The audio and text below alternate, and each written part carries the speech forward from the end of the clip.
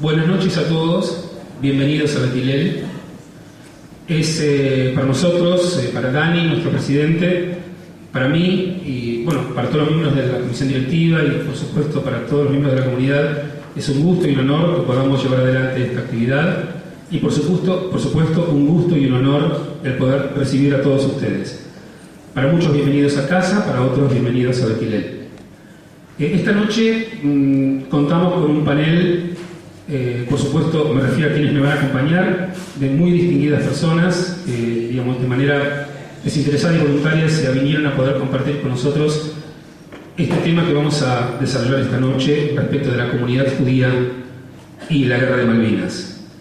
Por supuesto, tanto argentinos, el evento de la Guerra de Malvinas es un evento duro, es un evento complicado, es un evento que nos retrotrae a situaciones muy conflictivas en nuestro país y además viene quebrado desde, por un lado, una reivindicación que en el orden nacional en nuestro país desde el año 1833, que fue el momento en el cual las islas fueron ocupadas por la colonia británica, hasta el día de hoy es un reclamo poderoso, pero por otra parte, en el contexto de una represión durísima y ilegal en muchos sentidos, tal vez en todos inclusive, se llevó adelante una guerra que costó la vida de decenas y cientos de nuestros jóvenes en aquellos momentos. Para poder ver desde la perspectiva de la comunidad judía cómo vivió ese evento, judía y argentina en aquel momento, contamos entonces con tres personas a quien enseguida nuestro ordenador y coordinador de la actividad llevará adelante. Yo por eso en principio me limito a presentar a, por supuesto, Pablo Vinokur.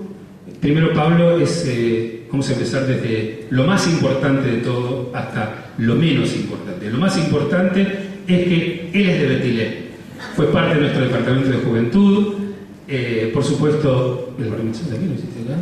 Bueno, después el bar mitzvah vino a Betilel. El tema hay gente que se esclarece más tarde, no hay problema.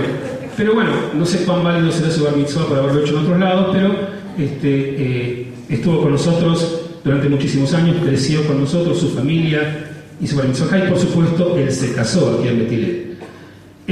Siempre fue un muchacho muy talentoso, estuvo a cargo de nuestro col también durante algunos años, en sus años de más juventud que la que tiene ahora, como periodista, es periodista por supuesto, y además de que lo adoramos porque creció junto a nosotros, y bueno, y muchos de los presentes son amigos personales de él, entre los que se encuentra mi hijo, tengo ese gusto también, mi hijo mayor. Hoy en día Pablito Vinokur es uno de los productores del famosísimo y consagrado programa de A Dos Voces de TN, de Todo Noticias. Él viene a casa, al estar acá en Betilel, y él va a coordinar esta mesa y va a explicar, además de presentarnos a todos, va a explicar cómo llevar adelante la actividad. Muchas gracias por acompañarnos, los dejo con Pablo, nuestro conductor. Bueno, muchísimas gracias. Gracias por las palabras. Bueno, vamos a hacer, el evento se va a ordenar en una exposición de 15 minutos más o menos de cada uno de nuestros expositores, que ahora les vamos a presentar, y después vamos a abrir un espacio para preguntas de ustedes, los que podamos, en el tiempo que podamos. Vamos a empezar primero por el doctor Paul Warsawski. Él es abogado, es doctor de la UBA, tiene un doctorado de Derecho y Relaciones Internacionales, también de la misma universidad, y durante los últimos 20 años pasó una parte importante de su tarea encabezando juicios indemnizatorios contra el Estado, especialmente en lo que tiene que ver en la representación de víctimas del atentado a la AMIA. Tiene varias publicaciones escritas, entre ellos la historia de la partición de Palestina, respuesta del Estado argentino frente a las solicitudes de extradición de criminales de guerras, entre otras cuestiones. Y también participó en cuestiones que están vinculadas con las relaciones judeo-cristianas. Hernán Dobry, que tengo aquí a mi izquierda, es periodista, egresado de TEA y de la Universidad de Palermo, y magíster en Relaciones Internacionales de Flaxo. Es colaborador y periodista del diario Perfil y colabora en distintos medios de comunicación. Además es autor del libro Operación Israel, el rearme argentino durante la dictadura, y ahora autor del libro Los rabinos de Malvinas, que es el que hoy nos convoca un poco como disparador. Por último, nuestro rabino, no hace falta presentación, Felipe Yaffe, doctor en Biblia, doctor honoris causa de qué? Letras hebreas, un título que todavía no tenés, ¿no? Pero ya te lo están por dar. ¿Ya te lo dieron? Sí, fue hace el año pasado. Ah, perdón. Llegó tarde en el currículum, disculpen. Bueno, es rabino de nuestra comunidad desde el año 91, fue decano del Seminario Rabínico Latinoamericano entre el 96 y 2003 y fue miembro de la CONADEP, de la Comisión Nacional por la Desaparición de Personas, y capellán del Ejército Argentino durante la Guerra de Malvinas en 1982.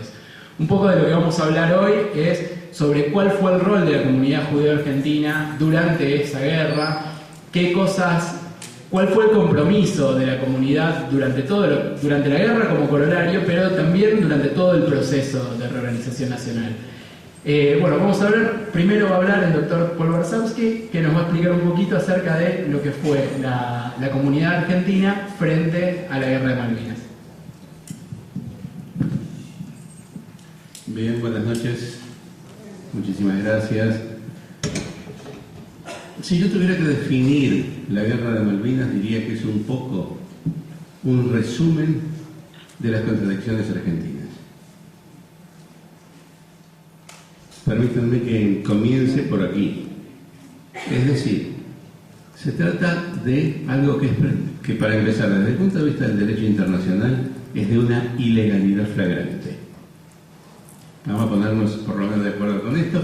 Conforme con el artículo 51 de la Carta de las Naciones Unidas, la única guerra que es admisible en estos momentos en el orden internacional contemporáneo es aquella que se hace en ejercicio del derecho de legítima defensa colectiva o nacional. Es decir, que desde el punto de vista estrictamente jurídico, la guerra de las Malvinas ha sido un despropósito. Ahora bien, además de todo eso, la guerra de las Malvinas está llena de otras contradicciones. Por ejemplo, se la presenta como una gesta gloriosa o cosa por el estilo. La verdad de la historia es que es una gesta gloriosa, pero cuyos protagonistas son cuidadosamente obliterados de la historia. Porque los protagonistas han sido algunos oficiales y muchos soldados. Y en honor a la verdad, uno se encuentra con algunas situaciones que son francamente extrañas.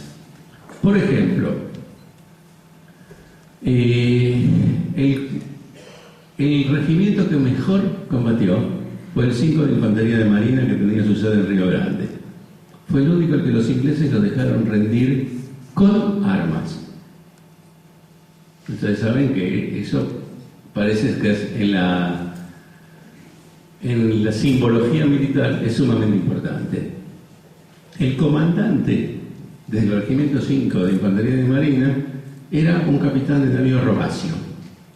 Robacio se murió hace unos meses y por instrucciones expresas del Ministerio de Defensa no se pudo hacer ninguna formación recordándolo ni en el Regimiento 5 de Infantería de Marina ni en ninguna otra parte. Esto es un poco un epítome de lo que pasó con los oficiales. ¿Pero qué pasó con los soldados? Con los soldados pasó otra cosa muy curiosa. Está mencionada en pasante en el libro. Y es que los reconocimientos que se efectuaron de los soldados de Malvinas son notoria y totalmente insuficientes.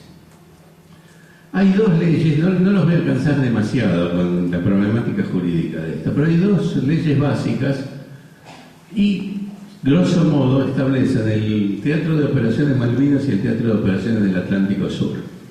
En el Teatro de Operaciones Malvinas, por el hecho de haber estado en Malvinas, se reconoce su calidad de veterano de Malvinas. En cambio, para aquellos que no fueron a Malvinas, para que estar ingresados en el concepto de veterano de Malvinas, tienen que haber entrado en combate. Pero lo notable del caso es que el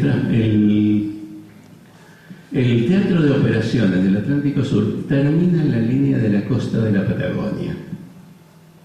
De manera que todos los que estuvieron apostados de la línea de la costa hacia adentro no, carecen totalmente de derecho. Ahora bien, hay muchas situaciones, pero a mí me ha tocado intervenir profesionalmente en un asunto sumamente interesante que también se refiere a un grupo que está mencionado en el libro, que es el Grupo de Artillería Antiaérea 101. El Grupo de Artillería Antiaérea 101 estaba apostado en 3 lugares en la costa: en Comodoro Rivadavia, en Puerto San Julián y en Río Grande. Era una batería antiaérea. En esos 3 lugares estaban los aviones más modernos de la Argentina.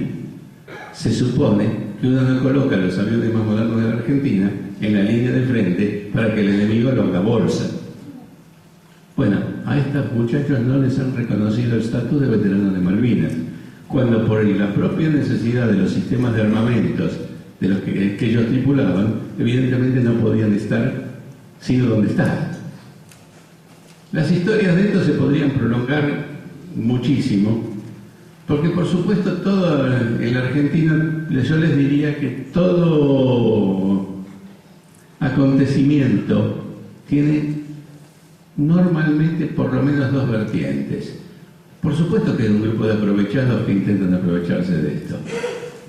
No voy a entrar, no tengo ninguna estadística sobre el tema Malvinas, pero por ejemplo, se supone que en Cromañón había unas 3.000 personas y hay 6.000 juicios contra el Estado. Al gran ponente le sobran 3.000 juicios y no se sabe quién los tiene. Es decir, que todo es ambiguo, todo transcurre en la ambigüedad. Las Malvinas se presenta como una gesta de recuperación de la soberanía nacional. Más allá de la ilegalidad flagrante de la operación, la otra cosa que hay que señalar es que en realidad fue una huida hacia adelante de un régimen militar que se estaba desmoronando. Y 2 días antes de ocupar las Islas Malvinas hubo una inmensa manifestación en contra del régimen militar.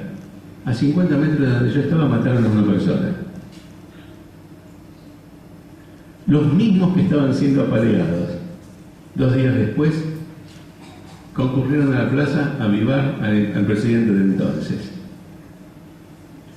Y bueno, y toda esta ambigüedad como que transita por todo el proceso de Malvinas. No, estábamos conversando recién con algunos amigos por qué recién ahora se plantea.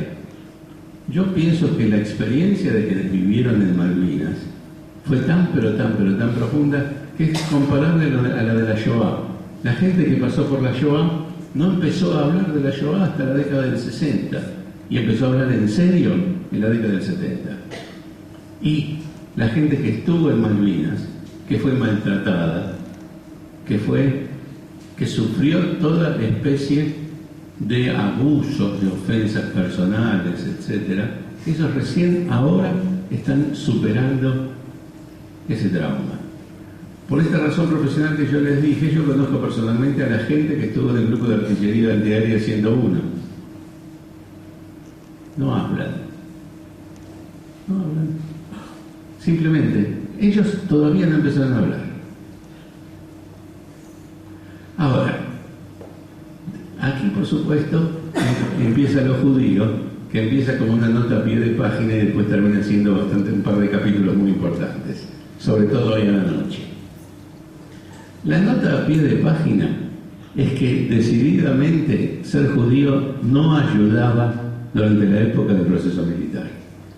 Más bien generaba un grado de tortura y de sufrimiento muy superior al que podían sufrir algunos otros. Con una nota a pie de página, los sacerdotes de los distintos cultos, cuando estaban más o menos cerca de los movimientos insurreccionales, eran tan maltratados como los judíos.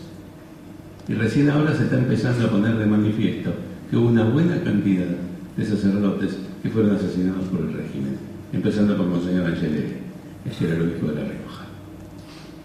Pero esto era de alguna manera excepcional. Con los judíos era de alguna manera una regla genérica. Si ustedes han leído el libro, en el libro hay una descripción importante acerca de todas las sevicias que tuvieron que sufrir los soldados judíos mientras estaban en Malvinas o mientras estaban movilizados para esta acción militar en el continente. Ahora bien, allí hay unas cuantas cosas más para ir diciendo. La primera de estas cosas que hay para ir diciendo es que la reacción de la comunidad judía no fue diferente de la reacción del resto de la sociedad argentina. Yo en aquella época hice, después en alguna de las tantas mudanzas debo haberlo tirado, pero hice un álbum de recortes de los recuerdos de las manifestaciones de las distintas comunidades en la época de la Guerra de Malvinas. Y las manifestaciones que uno lee en los diarios, ¿vos las tenés? Bueno, algún día me vas a preparar una copia.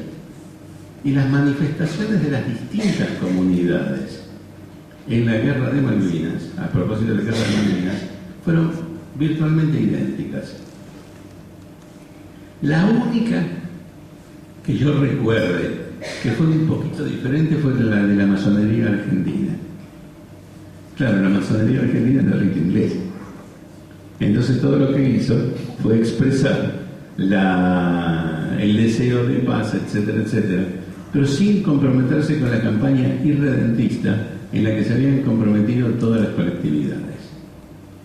Segunda cuestión, la teoría oficial, por llamarlo de alguna manera, yo alguna vez escribí algo sobre esto y algún artículo publicado sobre esto, la teoría oficial sobre la actividad política de las comunidades judías en la diáspora es una teoría que funciona fenómenos y hay democracia, pero que no funciona tan bien si no la hay. ¿Por qué? Porque la teoría es que nosotros en cuanto a judíos nos ocupamos de los temas de interés judío. Y aquellos temas que no son de interés judío específico son temas que dejamos para nuestra pertenencia a las organizaciones sociales, intermedias, políticas, etcétera, de carácter general. Esta teoría tiene, por supuesto, un problema básico, que es qué hacemos con los derechos humanos. ¿Es de interés judío o no es de interés judío? Y ese es un problema que se las trae. Pero el segundo problema que se las trae es cuando se han cortado los movimientos democráticos. Es decir, cuando la sociedad general no es democrática. ¿Por qué? Porque en situaciones de dictadura, como la que hubo entre el 76 y el 83, la legitimación no se da obviamente por el voto. Las bayonetas no legitiman nada, pero la participación de los grupos intermedios de alguna manera cumple una función legitimante, con lo cual la posición de la Iglesia, de las distintas comunidades de fe, de los clubes de fútbol. En el Uruguay pasaba una cosa muy graciosa. El único lugar donde dejaban hacer elecciones los militares en la época de la dictadura uruguaya, y graciosa lo estoy diciendo entre comillas, por supuesto, eran los clubes de fútbol y en la comunidad judía. En todo el resto de los lugares las elecciones estaban prohibidas. ¿Por qué? Porque la comunidad judía, al igual que la Iglesia Católica y que las iglesias protestantes, tenía una función legitimante del régimen, como lo tenía una Corte Suprema que amplió los límites del habeas corpus en la época de la dictadura militar a partir de un caso célebre que es el caso Zamorano. ¿Por qué? Porque de alguna manera la posibilidad de ampliar el habeas corpus también cumplía una función legitimante. ¿A qué viene esto? Esto viene que la comunidad judía se comportó exactamente igual que los demás, pero con algunos matices, desde esta perspectiva también de legitimación de ida y de vuelta. ¿Por qué les hablo de la legitimación de ida y de vuelta? El régimen militar estaba vitalmente interesado en que la comunidad judía no la organizada, por lo menos no lo agrediera. No lo agrediera. Tenían una visión muy exagerada del poder judío.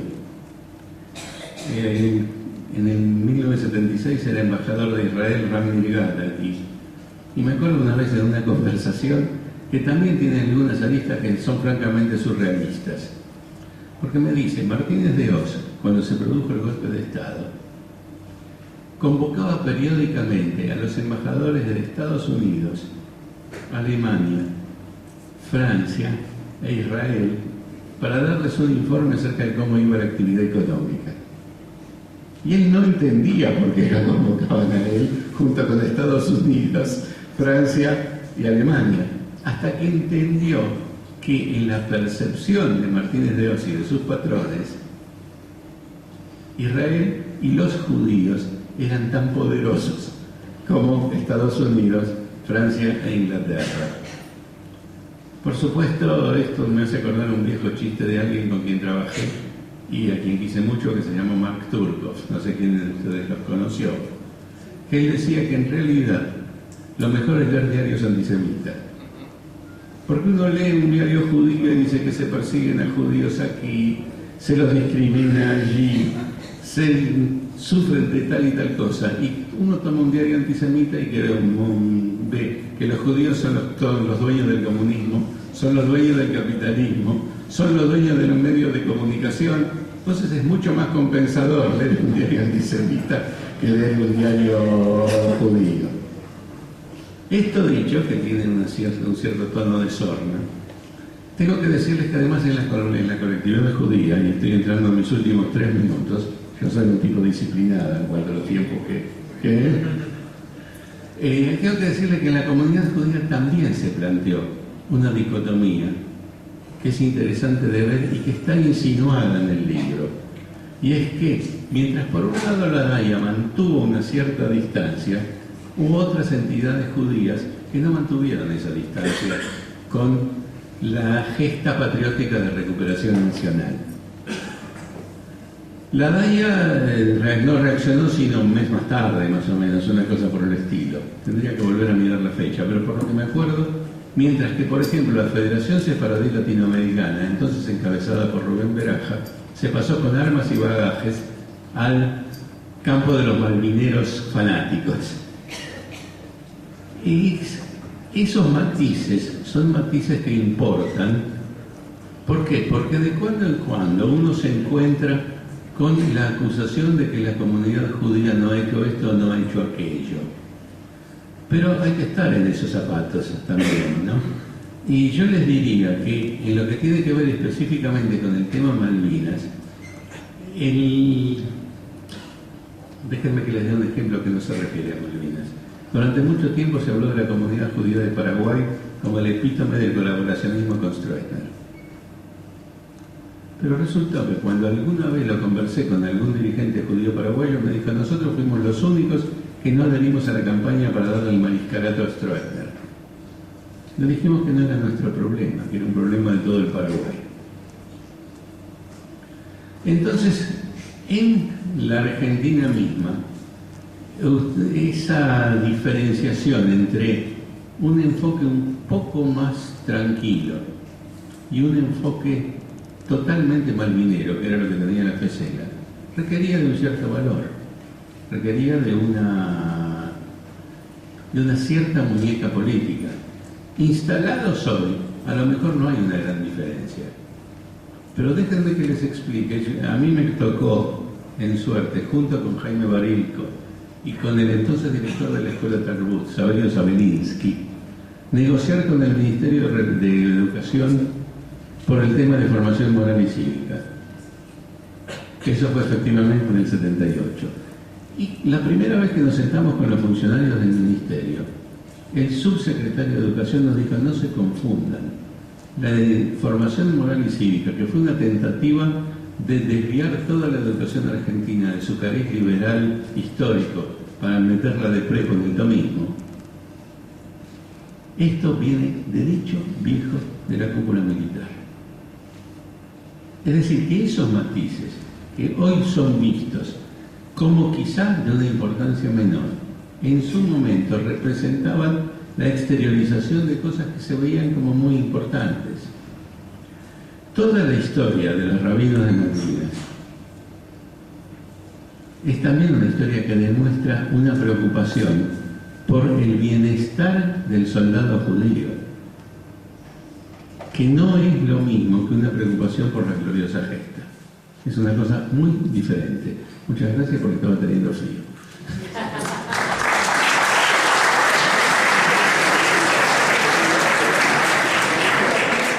Entonces les decía, les decía, sí, estoy terminando. No, muchas gracias por haber cerrado el aire acondicionado. Entonces les decía que esas diferencias de matiz en la época eran importantes. Ahora, cuando yo hablo de la guerra del Atlántico Sur o de la recuperación de las Malvinas, llámenlo como quieran, como un muestrario de la ambigüedad argentina, hay un punto en que también es un muestrario de la ambigüedad judía.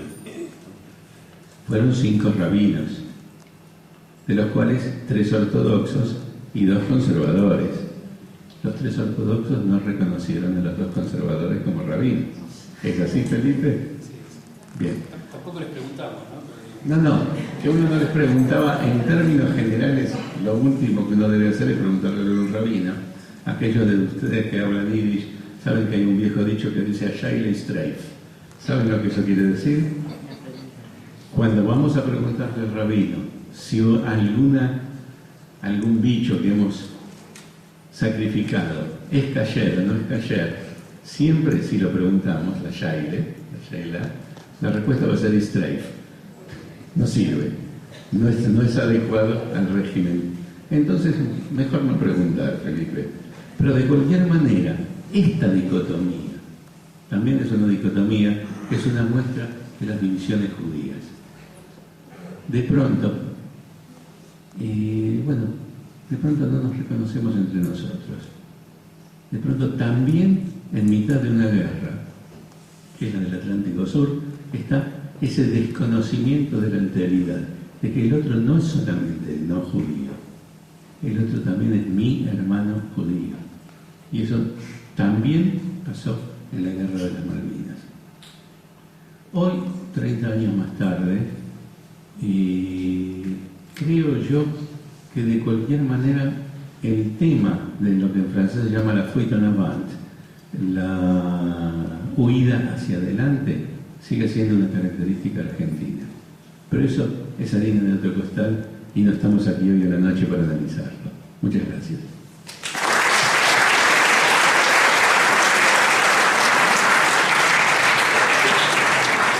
Muchas gracias. Bueno, ahora nos va a hablar el autor del libro Los Rabinos de Malvinas, Hernán Dobry. Para los que lo conocemos a Hernán, sabemos la precisión y lo obsesivo que es a la hora de buscar cada dato, describir cada línea, cada detalle. Así que los que tengamos la suerte de poder leer el libro, podemos quedarnos tranquilos de que nada de lo que está diciendo es mentira, porque sabemos que nos quedamos tranquilos de que lo que está diciendo está chequeado minuciosamente y hasta el último detalle. Así que vamos a escuchar ahora cómo fue que estos rabinos llegan a las Malvinas y cuáles fueron las condiciones que hicieron que la comunidad judía pueda estar presente de alguna manera en ese momento tan trágico. Y dejo abierta un poquito la pregunta de si algo así pasara hoy, ¿qué pasaría? Te la dejo para el final de tu exposición. Bueno, muchas gracias. Para mí es un placer y un honor estar en casa. Recién mientras hablaba Pablo hacía una cuenta. La última vez que estuve acá en la Bimá parado fue hace 7 años cuando Felipe me casó. Así que es una buena vuelta, es un buen regreso. La guerra de Malvinas, como decía Paul, es una guerra de contradicciones. Y no hay mejor contradicción que los rabinos en Malvinas. O sea, que haya 5 capellanes judíos en las Fuerzas Armadas en medio de una dictadura que estaba acusada internacionalmente por las violaciones no solo a los derechos humanos, sino por el antisemitismo que sufrían los prisioneros de los centros clandestinos de detención. Que en ese ámbito se haya logrado conseguir que rabinos pudieran prestar asistencia espiritual a soldados judíos es una contradicción en sí misma. Pero aparte es un evento histórico. Es la primera y única vez en la historia argentina, y valga la redundancia, que un religioso de otra fe que no sea la católica puede prestar asistencia espiritual en las Fuerzas Armadas. Jamás se había dado esto hasta el 12 de mayo de 1982, cuando el primer rabino se embarca rumbo a Comodoro Rivadavia para llegar a las Malvinas. Después del 14 de junio, cuando terminó la guerra, esto jamás se volvió a repetir. Ni al día de hoy, donde vivimos en una larga y duradera democracia, donde los derechos humanos están a la orden del día, donde la modernización y la apertura de las Fuerzas Armadas ha sido inmensa, especialmente en los últimos años, se ha logrado cambiar esto. Hasta el día de hoy, el único credo que puede prestar asistencia espiritual en las Fuerzas Armadas es el católico a través del obispado castrense. Hoy pensar en un rabinato castrense o cualquier cosa que se le parezca es casi innecesario, porque la presencia judía es mínima. Si la hay, por las nuevas normas no se puede preguntar religión a ninguno de los miembros de ninguno de los sectores de las Fuerzas Armadas, ni oficial, ni suboficial, ni soldados, ni civiles. Así que es muy difícil contabilizar cuántos judíos hay. Pero sí se sabe que hay varios centenares, y no quiero decir miles para no exagerar porque no tengo las cifras, de evangélicos en las Fuerzas Armadas. Y tienen los mismos derechos y obligaciones que tiene cualquier católico en la Argentina, pero no en las Fuerzas Armadas. En las Fuerzas Armadas no pueden tener un pastor que les preste asistencia espiritual en estos momentos. Por eso es tan importante que estos 5 rabinos hayan podido cumplir sus funciones durante un mes en la Guerra de Malvinas y en ese ámbito y en esa situación, porque aparte nos plantea algo: si se logró en una dictadura, ¿por qué no se puede lograr en una democracia? Es una de esas cuentas pendientes que todavía le quedan a la sociedad argentina por terminar de resolver. Las contradicciones también llevan a que estos rabinos pudieron ir en base a estas divisiones que Paul hablaba hace un rato. La idea original surgió de alguien que la mayoría seguramente conoce en esta casa, que es el rabino Marshall Meyer. En uno de sus famosas reuniones, que Felipe recordará mucho mejor, que llamaban los kidushitos, en su casa, luego de los Kabbalat Shabbat, se produjo una discusión entre dos grupos de los presentes. Unos decían, estamos hablando de mediados de abril, unos decían: ¿qué hacemos con la guerra de Malvinas? Bueno, ¿qué hacemos con Malvinas? No era guerra, ¿no? La guerra empieza el 1 de mayo. ¿Qué hacemos con Malvinas? ¿Apoyamos la recuperación de las islas? ¿Apoyamos lo que se produjo? ¿O nos plantamos y decimos: no, esto es una medida para perpetuarse en el poder y está llevada a cabo por un gobierno que es un violador a los derechos humanos? Esa era la postura de Marshall, la última. Había otro sector que empezó a discutir con él, que decía: todo bien, es un gobierno que viola los derechos humanos, todo eso lo sabemos, quiere perpetuarse en el poder, pero las Malvinas son argentinas, y punto. Esto es algo que llevamos en el ADN nuestro y que nos han inculcado en toda nuestra educación durante toda nuestra vida. Y si los ingleses negociaron durante más de un siglo en posesión de las Malvinas, casi un siglo y medio, en posesión de las Malvinas, ahora que negocien en posesión argentina. Uno de los que participaba en ese grupo era el rabino Baruch Plavny, en ese momento rabino asistente de Marshall. Entonces se produce esa discusión y Marshall le dijo: ok, si tu postura es esa, no hay ningún problema. Hay soldados judíos que están siendo enviados a las islas, anda y acompañaros. Necesitan un capellán judío que vaya. Dijo: no tengo problema, yo voy. Vos conseguime la forma de que vaya y yo voy. Y Marshall se comunica con la DAIA.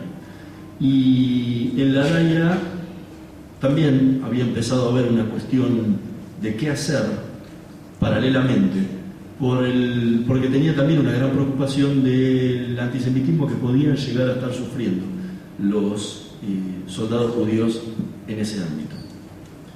se conjugaron las dos cosas, más allá de que Marshall, a través del seminario, empezó una gestión a través de la Secretaría de Culto, y convergieron todas en el lugar donde se tomaban las decisiones, que era el Estado Mayor Conjunto.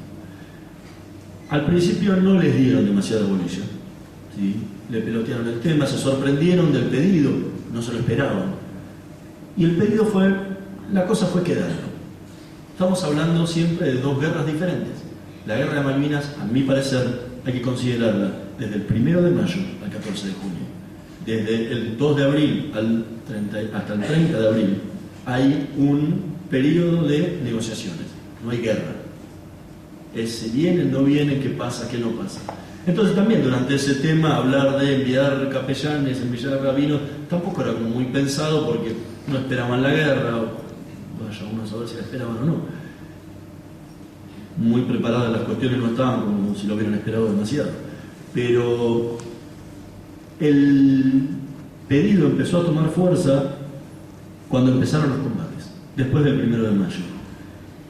Y fue todo muy rápido, como fue todo en la guerra, muy rápido y desorganizado.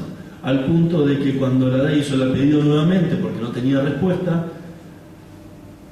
estamos hablando casi 10 de mayo, recibe la orden de decir, ok, se autorizó que los rabinos vayan, en 2 días parte el primero hacia Puerto Argentino. Prepárese y viaje. El segundo grupo, que estaba compuesto por el rabino Zvi Grumblat y por el rabino Efraín Dines, en representación de la AMIA, lugar que debía haber sido ocupado por el rabino Benamú, que estaba enfermo en ese momento. Fueron 2 días después, el 14. El rabino Baruch Plavnik, según todos los telegramas a los que accedí, consta desde el primer momento hasta el último que su destino es Puerto Argentino. En ningún momento habla de Comodoro Rivadavia. Siempre fue Puerto Argentino. Él debía ir a prestar la asistencia espiritual a los soldados judíos en Malvinas. Cuando me planteé escribir el libro, lo primero que se me pasó por la cabeza, obviamente a un rabino esto no se le pasaría nunca por la cabeza, pero a mí sí, era, ok, ¿y por qué tiene que ir un rabino? ¿Cuál es la necesidad de que haya un rabino en una guerra? Yo racionalmente lo entendía, pero tenía que probarlo, porque para darle sustento al relato. Y empecé a buscar la mejor forma de saber cuál era la importancia de que un rabino fuera. Sabemos de las carencias que había en Malvinas. Uno diría, en vez de un rabino hubiera mandado comida por ahí, o podría haber mandado abrigo. Pero entonces quería ver si era tan importante esa comida como un rabino. Entonces empecé a hablar con los soldados que habían estado en Malvinas. Empecé a buscar uno por uno hasta encontrar 30 casos. Hoy encontré 33, ya me han empezado a aparecer más todavía. Y desde el más creyente hasta el menos creyente, en la gran mayoría de los casos me respondió lo mismo. Hubiera sido para mí importantísimo tener un rabino al lado mío. Me hubiera abrazado a él y no lo hubiera querido soltar más. La necesidad, las carencias que tenían, no solo espirituales, sino de poder abstraerse, aunque sea un ratito, de esa locura que estaban viviendo en el campo de batalla, era increíblemente importante. Y los judíos no teníamos la posibilidad de tener un rabino ahí. Los capellanes castrenses son parte de las Fuerzas Armadas, se movilizan con sus regimientos. O sea que cuando marchan a Malvinas, marchan el ejército o las Fuerzas Armadas en general con sus capellanes. Incluso el del desembarco desembarca un capellán de la Armada. Y días después desembarca, pedido por el ejército, un capellán del ejército. Y después cada regimiento fue movilizándose con sus propios capellanes.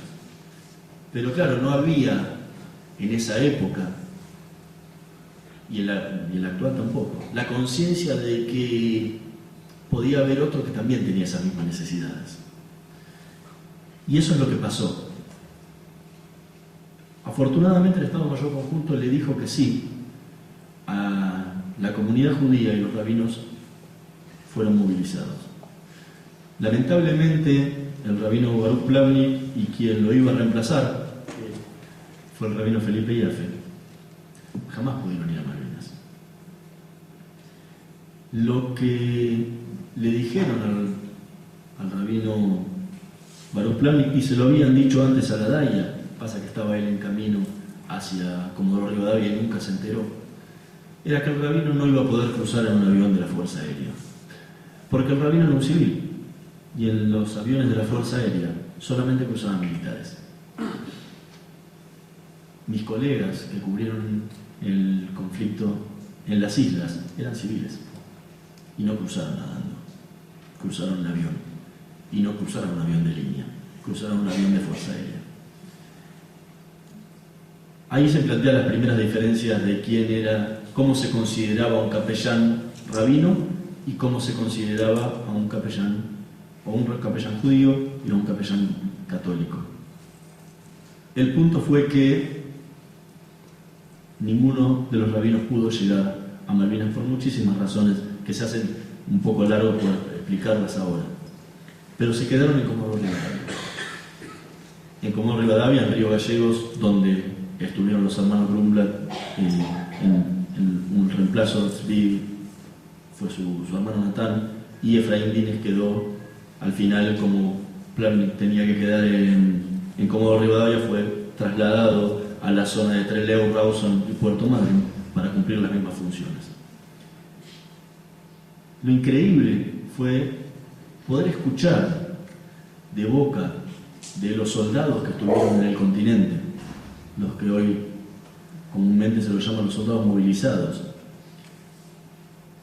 las palabras de agradecimiento de haber podido tener la oportunidad de estar en presencia de los rabinos, cada uno con el que le tocó, cada uno en una zona diferente, cada uno de una corriente totalmente diferente, con metodologías totalmente diferentes de acercarse hacia los soldados, pero el resultado fue exactamente el mismo. El agradecimiento por poder tener ese ratito de estar separado del clima de guerra que se vivía en esas regiones del país, de poder tener la posibilidad de hablar con alguien que le diera un abrazo, que le pudiera contar lo que realmente le pasaba sin temor a sufrir una represalia. Poder conversar con un líder espiritual que le pudiera traer un poco de paz a los miedos y temores que tenían esos jóvenes de 19 años, que hoy ya tienen casi 50, y que al día de hoy, con casi 50 años, todavía recuerdan con el mismo cariño lo que recibieron. La mayoría de los que estaban ahí no profesaban el culto diariamente, pero eso no tenía nada que ver. La presencia del rabino o de los rabinos, cada vez que ellos tenían la posibilidad de conversar, afianzaba más todavía su identidad judía. Y lo sentían así. Y se sentían, por momentos, como decían algunos, que eran unos privilegiados, porque por judíos tenían esa posibilidad. Era el único privilegio que podían tener, porque normalmente por judíos sufrían otro tipo de cuestiones, que eran los maltratos.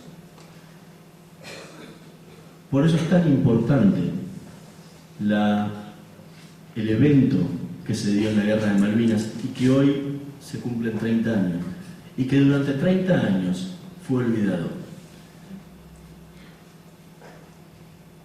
La sociedad argentina conoció que los rabinos estaban en el sur. Sabían muy bien. Fueron tapa de Clarín, páginas en La Nación, en la prensa, en La Razón, doble página en La Semana, en la revista 7 Días.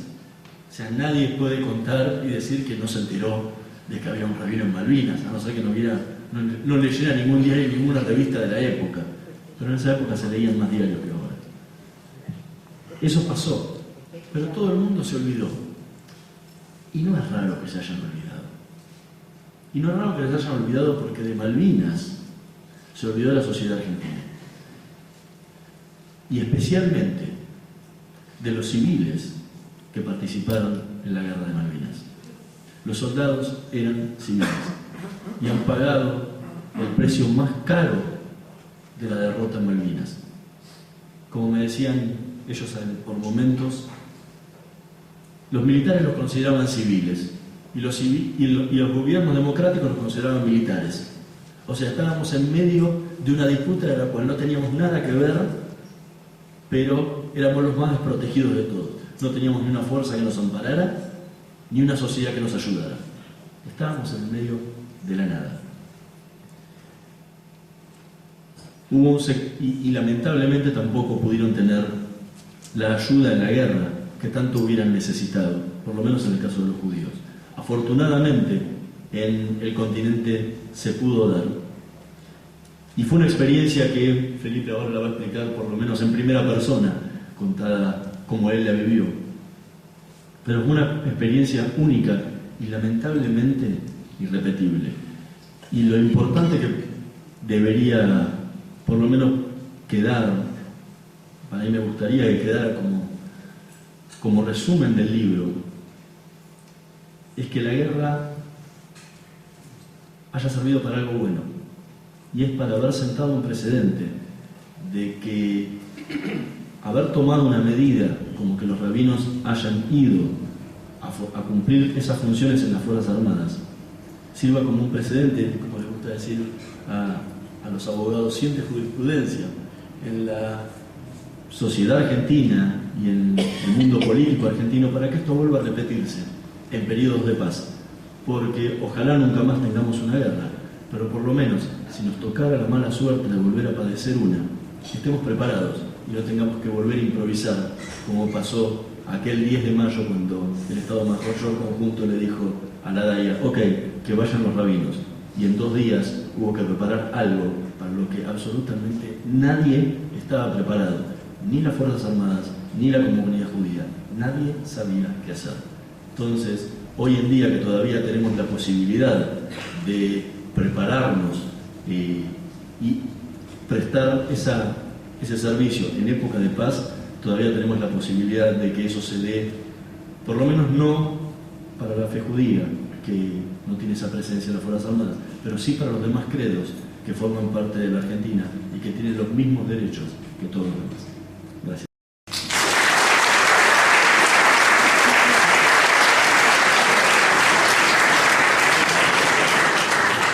Bueno, muchas gracias. Hace poco menos de un mes me tocó escuchar este mismo testimonio que seguramente ahora Felipe nos va a contar y va a compartir con todos. Me tocó entrevistarlo para 2 voces. Después uno con la edición tiene que elegir muy poquitas frases para sintetizar un relato que realmente es muy, muy, muy interesante. Así que disfrútenlo y, digamos, realmente sensibilizador. Una simple reflexión para los que nos criamos acá en Betilel, que fuimos a Nijima acá en Betilel. No sé si el resto de los que están acá lo compartirán o no, pero es una marca importante haberte criado y haberte educado en un lugar donde el rabino, o sea, el máximo referente espiritual, fue miembro de la CONADEP y participó como capellán de la Guerra de Malvinas. No tuvimos muchas posibilidades, tuvimos pocas posibilidades de hablar de este tema con Felipe, pero las posibilidades que tuvimos y el solo hecho de saberlo ya te marcan y ya te van formando y formateando la cabeza de una manera diferente. Y me parece que eso está bueno y repito la pregunta que le hice a Hernani, que no me la contestó, pero después nos la van a contestar todos, es ¿cuál es el compromiso que hoy tiene la comunidad respecto a las cosas que van pasando en general? y cuál sería, en un eventual escenario, no de guerra, sino de cualquier tipo de conflicto, el compromiso de la comunidad frente a cada una de las situaciones que van pasando en la actualidad. Pero eso después. Felipe.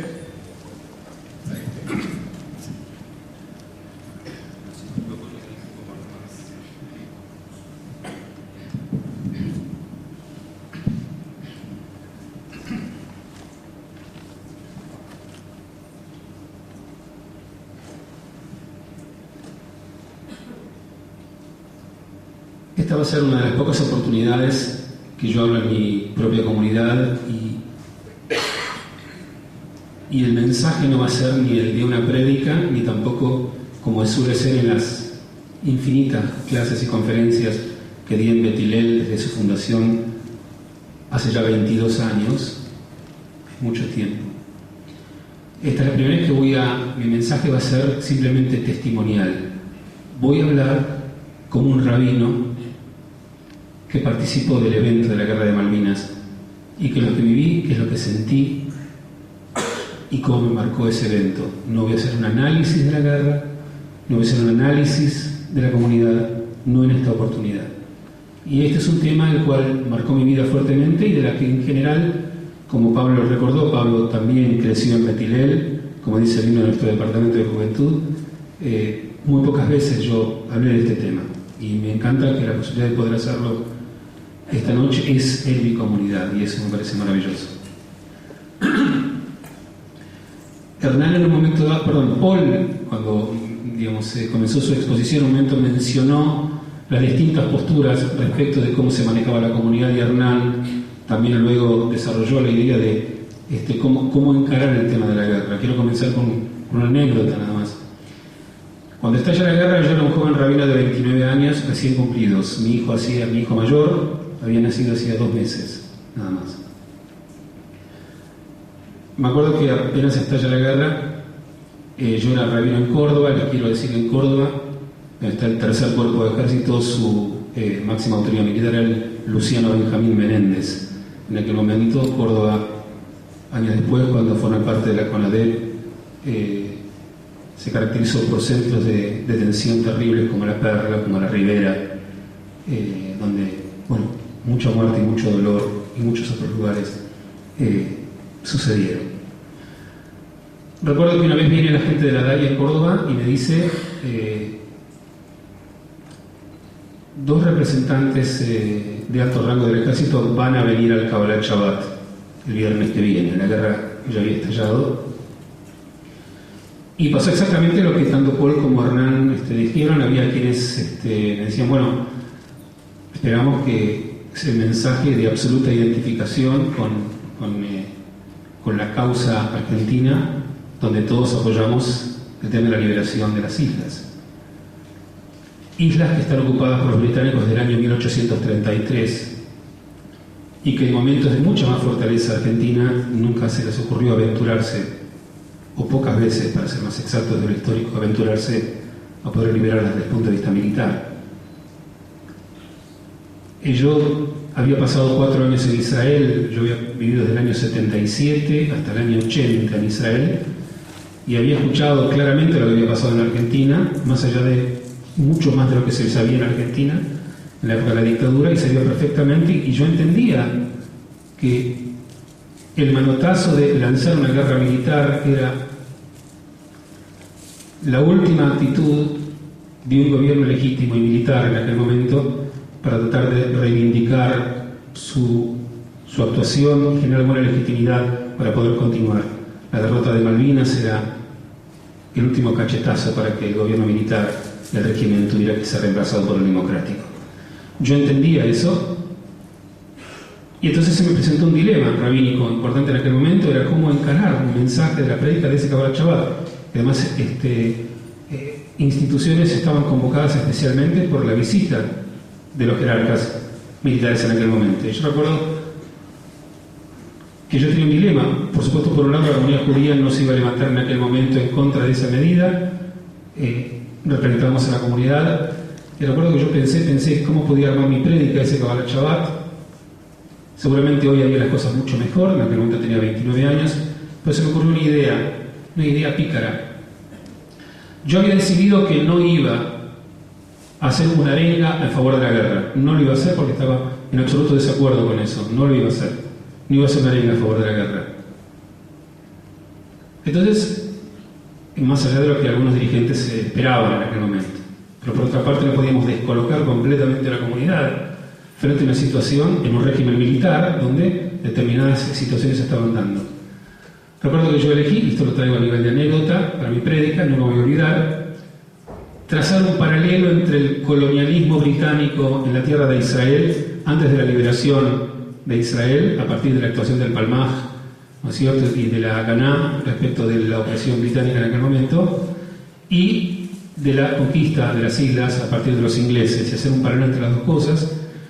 Entonces, de alguna manera, todos respiraron tranquilos, donde simplemente concentrarse en una verdad histórica, donde el colonialismo se había instalado en dos lugares, me permitió a mí una salida elegante, con mis 29 años, frente a una situación que, desde el punto de vista de conciencia, no me permitía hacerlo distinto, y desde el punto de vista de la realidad, bajo el régimen que vivía nuestro país y, por supuesto, nuestra comunidad, también existía. Entonces, esa fue una solución que yo encontré en aquel momento.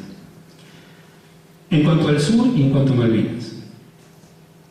Poco tiempo después de ese Kabbalat Shabbat, yo recibo un llamado del rabino Marshall Meir, a quien Hernán citó, mi rabino, mi maestro, junto al rabino Mordechai Ederi, que es el otro maestro que tuve, pero en este caso el llamado lo recibí de Marshall Meir, y me dijo: Felipe, ¿te animás a ir al sur a atender a los soldados como capellán? Yo le dije: sí, me animo, más o menos me animo, me animo. Nunca había estado en una guerra. La verdad es que yo había aprendido mucho Talmud, mucho Tanaj, había entendido alguna dinámica respecto de cómo, pero yo no había sido entrenado para ser capellán del ejército, no había sido entrenado para poder atender a soldados. Había que crearse, había que inventarse como capellán. Yo no lo sabía hacer. Sabía una cantidad de cosas y podía saber cómo manejar mi comunidad y los proyectos y las cosas que hacíamos, pero no prepararse como para poder asistir a los soldados. Entonces aprendí junto con ellos, colocando el corazón, colocando el alma, colocando la buena voluntad y el espíritu para poder hacerlo. Recuerdo que tuve dos reuniones con Marshall y algunas personas del seminario en aquella época, en el año 1982, en abril, y después tuve una reunión con los dirigentes de la DAIA. Y al día siguiente yo ya me preparé, tuve que viajar a Buenos Aires, yo como dije vivía en Córdoba, viajé a Buenos Aires, dormí en la casa de mis suegros esa noche, que están hoy aquí, y con mucha incertidumbre y debo decir también con una cuota importante de miedo. Yo había hablado con Marshall de la posibilidad de que también vayamos a las islas. La guerra ya se había tornado complicada, yo ya estaba en el segundo mes de la guerra. Recuerdo que, digamos, para poder viajar, como obviamente nosotros comíamos kasher, y yo iba a estar unos 20 días, 15 días, 20 días en el sur, me trajeron, si son 15 días, unas 35 o 40 bandejas de avión con comida kasher. Entonces me traje un pilón así, de bandejas del piso hasta acá, con comida kasher, donde yo tenía que llevarlas a Comodoro Rivadavia para poder darlas al refrigerador del Hotel Austral, que era donde yo me albergaba, para poder tener que comer.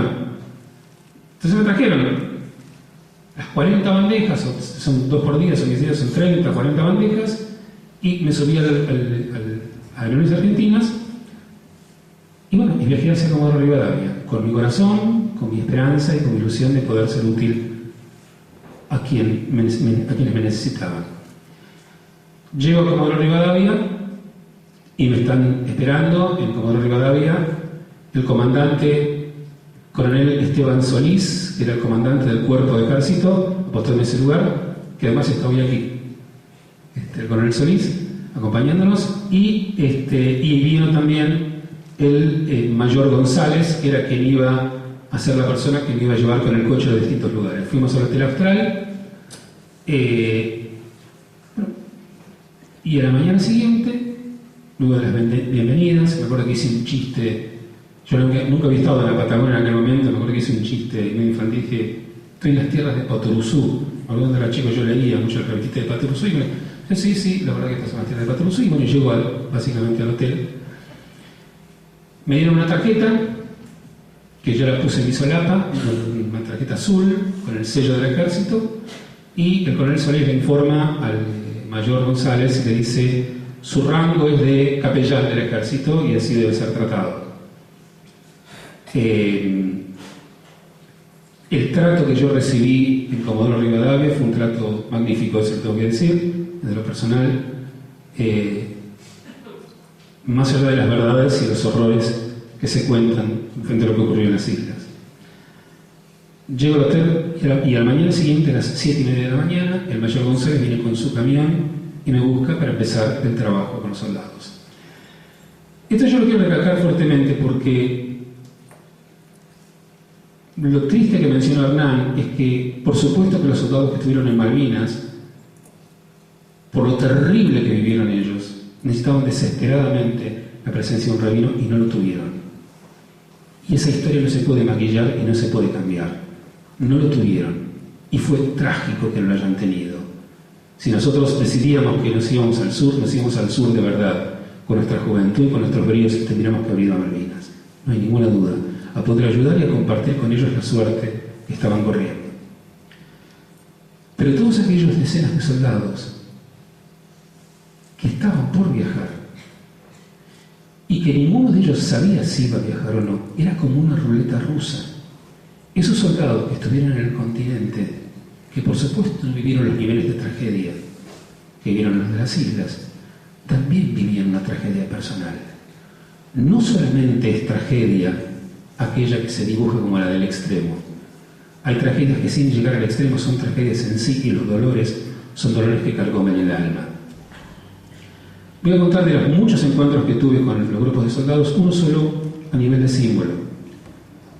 Cuando me vienen a buscar, me dicen, bueno, hay que atender a los soldados. Los soldados que estaban en el Comodoro Rivadavia, al igual que estuvieron en Río Gallegos y en otros lugares, eran soldados que sabían que en cualquier momento recibieron un llamado, tenían que subir al avión y volar a Malvinas.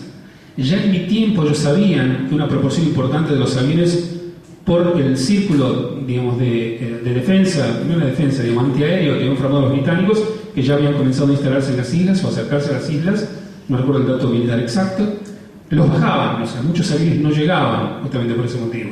O sea, era un riesgo de muerte concretamente subirse a ese avión y poder hacerlo. Y los soldados sabían que iban a ser convocados en cualquier momento para eso. Entonces vivían en pánico concreto. Ejemplo, viene a la mañana entonces el mayor González, me sube, dice, ¿dónde vamos hoy? Vamos a Caleta Olivia, digamos, en uno de los sectores de la región, cerca de como Rivadavia, creo que es más el norte de Santa Cruz, digamos, que el sur de Chubut en este sentido. Y bueno, llegamos a uno de los bivacs, lugares, estaba lleno de lugares, digamos, repartidos obviamente desde el punto de vista militar. No se olviden que inclusive cuando nosotros aterrizamos, como dije, en aviones argentinas, nos pidieron que cerremos las ventanillas para que no veamos qué es lo que había, todos los pasajeros. Yo viajé en aerolíneas directamente, en un avión civil, y para poder aterrizar sin que se sepa qué es lo que había alrededor.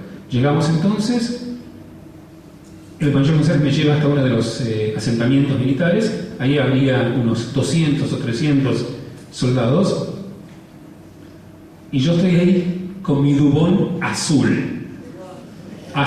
no verde, azul mi dubón.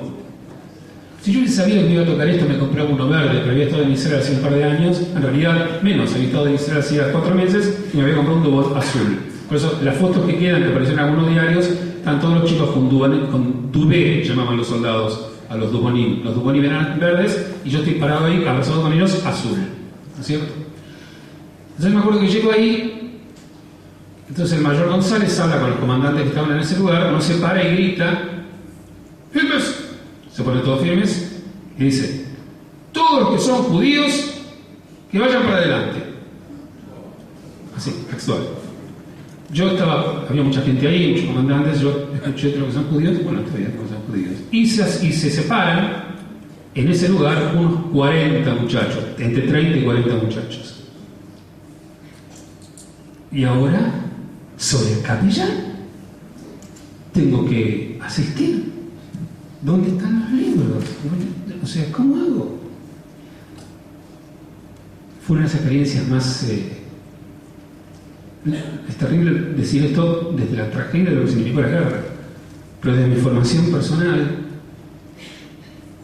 fue esencial haber sido Madrid. Si yo no hubiera sido Madrid y haber trabajado años en un departamento de juventud, si no hubiera sido Madrid tantos años, si no hubiese sido Roche, yo fui Madrid toda mi juventud en Betel, y fui Roche en Betel también, en mi juventud. Betel no existía todavía, así que estoy libre de cargo y culpa en ese sentido. Si yo no hubiese aprendido eso, hubiese tenido muchas más dificultades para poder arreglarme. Entonces, ¿qué hago? Echo mano a aquello que sé. Ustedes saben que en la Patagonia hay muchas piedras, el terreno es muy árido, y sobre todo donde estaban los soldados. Entonces, me acuerdo que ahí vi una piedra que salió un bulto, y digo, bueno, tomo esa piedra y invité a todos los soldados con sus uniformes que se sienten alrededor mío. Y lo primero que hice fue dar una peula. Una peula que no una actividad donde tenían que actuar, sino simplemente donde todos teníamos que hablar de lo que sentíamos, cómo nos sentimos, qué es lo que vivimos, qué es lo que pasaba. Bueno, y cada uno de los soldados en ese círculo comenzó primero lentamente, no entendían qué pasaba, y todos comenzaron a abrirse, a hablar de lo que sentían, de lo que pensaban, de cómo vivían lo que estaban viviendo. En grupo. Y estuve con ellos 2 horas, en grupo, hablando, cada uno contaba su historia, qué es lo que le dolía, qué es lo que pensaba, qué es lo que le pasó, cómo vivió. Terminado ese periodo, busco unos 100 metros de donde estábamos otra piedra y me siento en una piedra donde enfrente haya otra. Y después de esos 30, no recuerdo cuánto había, 25, 30, 35 soldados, pedí que vengan de a uno y que se sienten a solas conmigo. Y ahí descubrí el origen de los miedos. Yo me imaginé que iba a escuchar otra cosa y ahora les cuento qué es lo que un joven de cuando tenía 19 años, un joven de 18, 19 años que sentía. Entonces me senté con cada uno de ellos, separado, 15 minutos con cada uno. Digo, ¿cómo? Decime, Juan, ¿cómo vivís esto? ¿Qué es lo que sentís? La mayoría de los soldados en aquel momento me planteó 3 temores fundamentales. El primero es que tenían mucho miedo de morirse. Me dice, yo no me quiero morir. Y se ponían a llorar muchos de ellos. Eran pibes, eran chicos. 19 años, eran como un joven Madrid que empezaba a trabajar. Nosotros éramos janijín de 17 que van a pasar para los 18. Yo tenía 19 años. Soldados con uniformes en una guerra, no sé yo. No me quiero morir.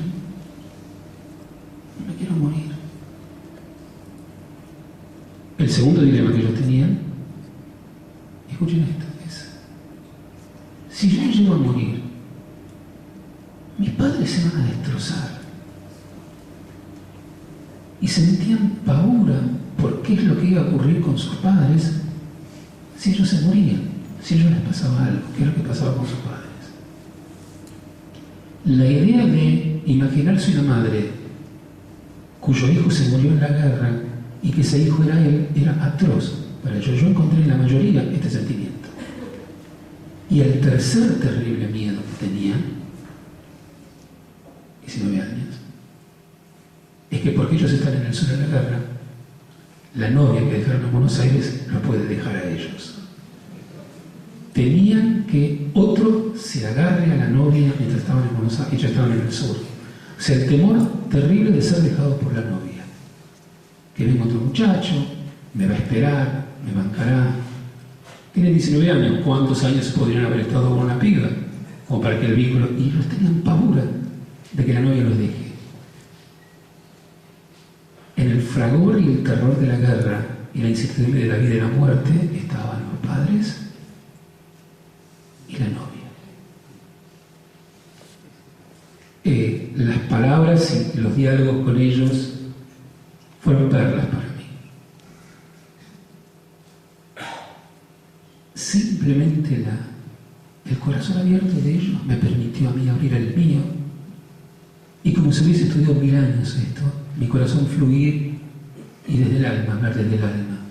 En hebreo hay una expresión que dice Dvarim sheyotzim min halev nichnasim el halev. Las palabras que salen del corazón entran al corazón. Y la intención fue, desde la honestidad, desde mi juventud, mi propia juventud, tratar de llegar al corazón de ellos. Una de las cosas más hermosas que me pasó el último mes es que cuando leí el libro de Hernán, 30 años después, lo cuento acá, yo me entero de testimonios de soldados que le escribieron a sus padres cómo se sintieron cuando estuvieron conmigo. Yo nunca lo había escuchado eso. Y para mí es conmovedor sentir 30 años después que cuando yo tenía 29 años, un inexperto capellán del ejército en medio de una guerra, tuve la bendición de Dios y el privilegio de poder ayudar a un joven de 19 años. Que el miedo no lo consuma, que se aferre a la vida y que tenga esperanza y que todo va a estar bien. Para mí fue un regalo leer esos testimonios que están en el libro. El único problema es que un soldado escribe, dice, un rabino divino, macanudo, que de yo canta, dice. Es un poco gordito, escribe un soldado a sus padres.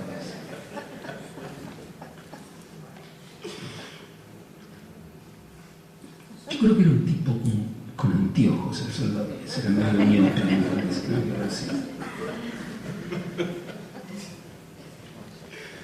Otro evento de los tres más importantes, no podía hablar horas de esto y no lo quiero hacer, y estoy ya abusando de mi tiempo. ¿No sé, yo lo estoy abusando? Sí, brevemente. Es que nosotros, en los 15, 20 días que estuve en el sur, realizábamos Kabbalot Shabbat. Una sinagoga pequeña, había sido inaugurada solamente, o sea, la tenía la comunidad, mucho no se usaba, había pocas familias en Juan Rivadavia, y se había logrado la gestión con el coronel Solís en aquel momento de que se permita a los soldados venir al Kabbalot Shabbat.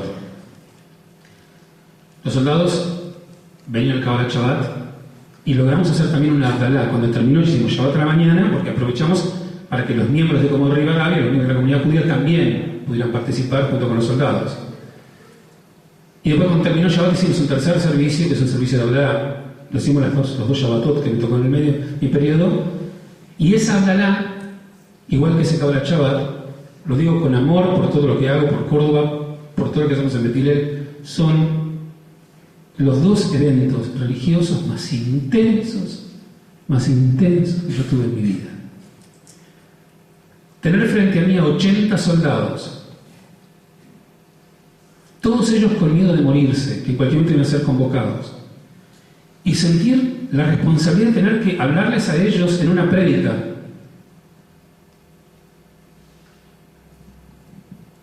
Y que son almas que mañana podían no estar y que podían no volver. Sentía que la santidad y la sacralidad de ese evento, de que ellos son los que están conmigo en Shabbat y yo soy el que le estoy hablando, era una sacralidad y una santidad que obligaba a que las palabras sean bien pensadas, honestas, y la dimensión de lo bonito se volvía simplemente superfluo. Palabras que ellos necesitaban a muerte, porque tenían miedo a la muerte. En ese momento sentí que yo crecí, y si algo aprendí como rabino, lo aprendí en ese momento, cuando tuve los soldados adelante mío. Y cuando hicimos la Abdalá, no había velas de Abdalá, pero había una menorá que la comunidad tenía. Colocamos las velas en toda la menorá y encendimos las velas de la menorá, que está en la foto ahí. Encendimos la vela de la menorá, esa, de la menorá. Estaban todos los soldados. A ese servicio de Abdalá vino también el comandante Solís, al servicio de Abdalá, y muchos de los otros miembros de la comunidad local. Tomé mi guitarra y cantamos todas las canciones, igual que si fuese un departamento de juventud, solamente que estaba los Hanijim eran soldados que iban a la guerra. y cantamos todos hasta que salieron lágrimas de los ojos, incluyendo a la del comandante del cuerpo de ejército en el servicio. Hoy tengo que revelar un secreto, que no es un secreto, ya se debe saber. Cuando los chicos venían a acabar a Chabar, a algunos que estaban muy destruidos, les permitíamos clandestinamente que llamen a Buenos Aires para hablar con sus padres, para ver simplemente para que tengan un poco más de paz y de calma.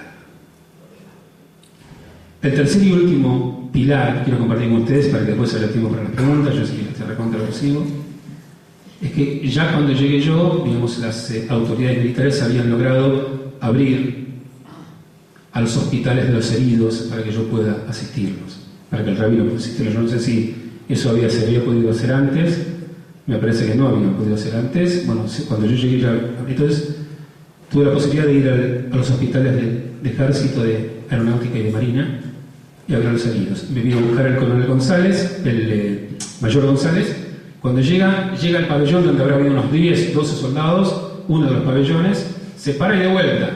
¡Levante la mano aquellos que son judíos! Pero esta vez yo ya había aprendido. Yo le dije, mayor, déjeme a mí, yo me arreglo. Acá hay soldados que no son judíos, son seres humanos y son argentinos. Yo estoy atendiendo a seres humanos, no solamente a seres humanos judíos. Déjeme que yo haga mi trabajo. El mayor González me dejó, y lo que yo hice, también la primera vez en mi vida que lo hacía, estuve en una libretita y me fui cama por cama a atender a cada uno de los soldados. De los heridos que me tocó atender a mí, no encontré ningún judío, y vi a todos los soldados que estaban allá. Eran argentinos, eran seres humanos, y por ser seres humanos eran mis hermanos. Cada soldado tenía su historia. Yo en ese lugar, tal vez a los oficiales los llevaban a otro lado, yo no vi nadie que sea mayor de sargento en aquel lugar. Un par de sargentos y la mayoría eran cabos o soldados rasos.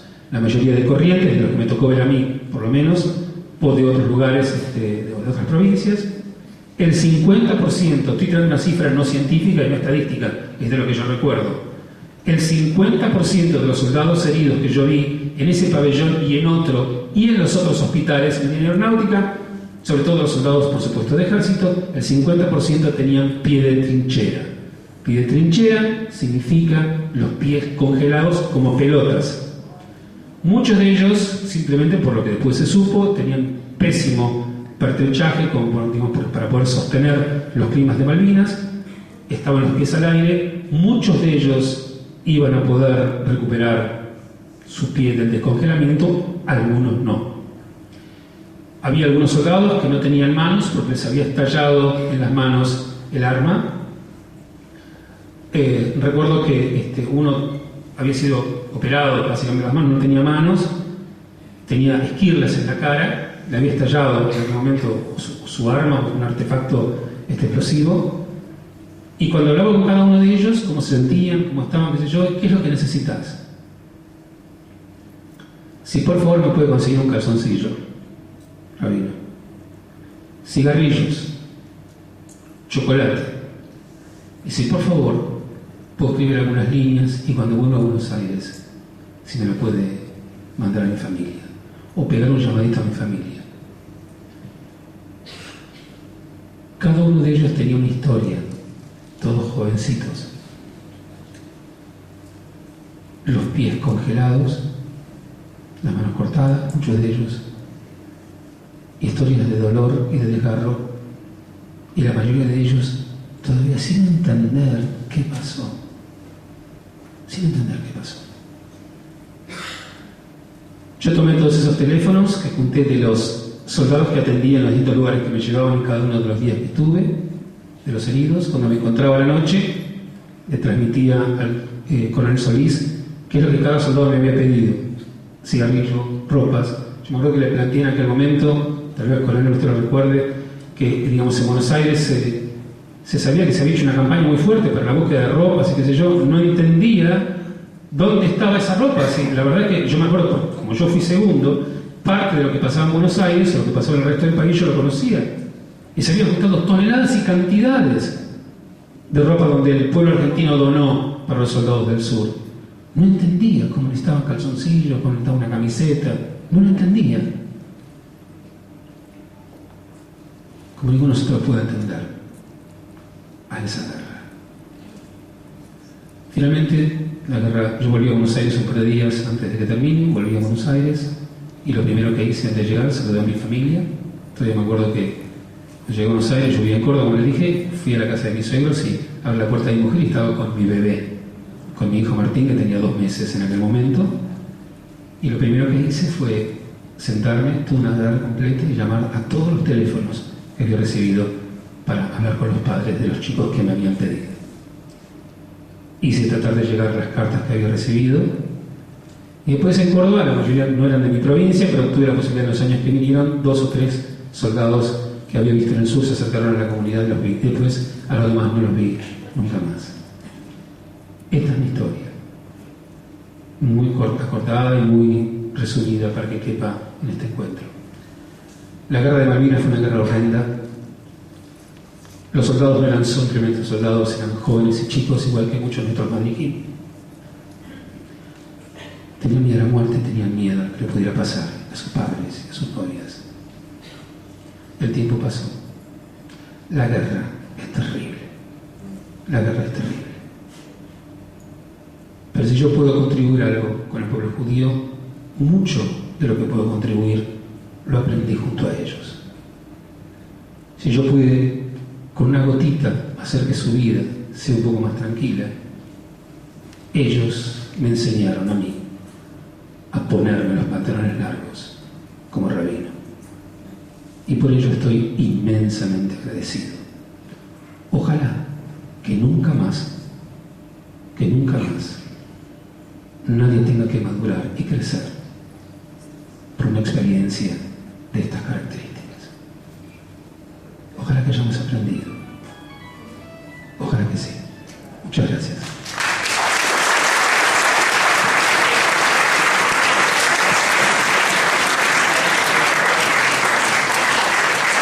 Muchas gracias. Vamos ahora a abrir un espacio para preguntas.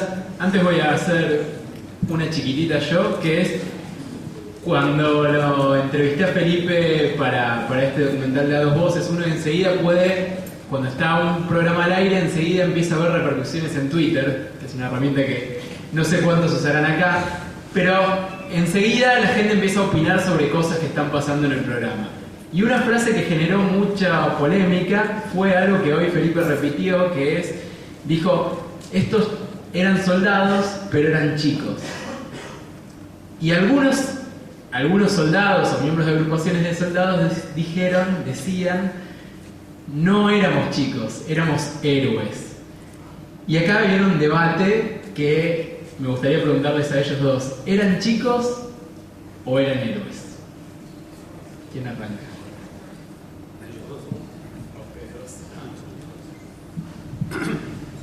Bueno, respondo brevemente para que haya espacio para otro. El hecho de que sean chicos no significa que no sean héroes.